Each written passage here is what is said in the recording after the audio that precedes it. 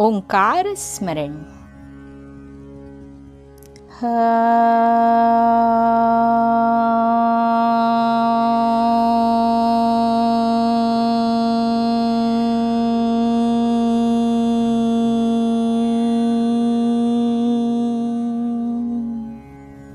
मित्रमैत्रिणींनो, आजच्या आपल्या अत्यंत बोधप्रद आणि शिक्षाप्रद कथेचं शीर्षक आहे गुरूंचा उपदेश.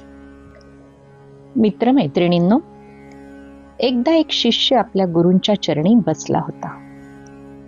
बराच काळ तो जप, पूजा आणि साधना करत होता, पण त्याच्या मनात एक शंका सतत डोकावत होती. शेवटी नम्रपणे त्याने गुरूंना विचारले, गुरुदेव, आम्ही नामस्मरण करतो, पूजा करतो, सेवा करतो, तरीही देवाची खरी कृपा कशी ओळखायची? ती मिळते कशी? गुरु मंद हसले. त्यांनी शिष्याला जवळ बोलावले आणि म्हणाले, त्या कोपऱ्यात ठेवलेला दीपक घेऊन ये. शिष्याने दीपक आणून गुरूंसमोर ठेवला. गुरु म्हणाले, आता हा दीप लाव. शिष्याने प्रयत्न केला, पण त्यातना तेल होते ना वात. तो म्हणाला, गुरुदेव, हा दीप कसा लावू? यात तेल नाही, वात नाही.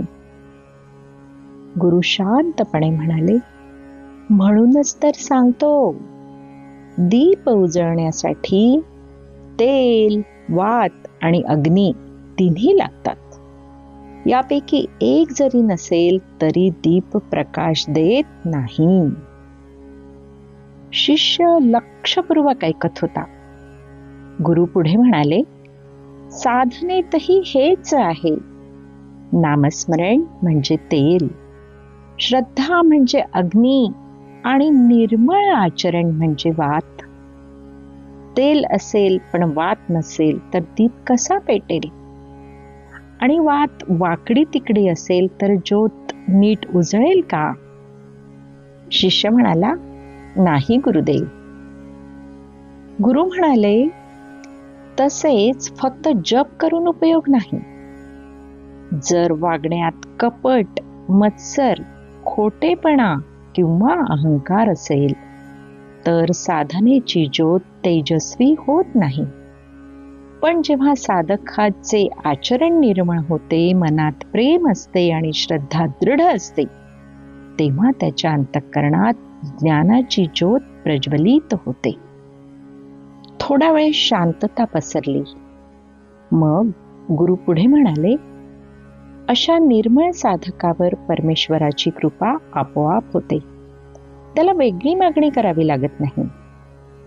जसा दीप उजळला की अंधार आपोआप दूर होतो, तसेच निर्मळ आचरणाने साधकाचे जीवन प्रकाशमय होते. हे ऐकून शिष्याच्या डोळ्यात आनंदाश्रू आले. त्याने गुरूंच्या चरणी मस्तक ठेवले आणि मनाशी ठरवले, आता केवळ नामस्मरणच नव्हे तर आचरणही निर्मळ ठेवायचे. होय ना मित्रमैत्रिणींनो?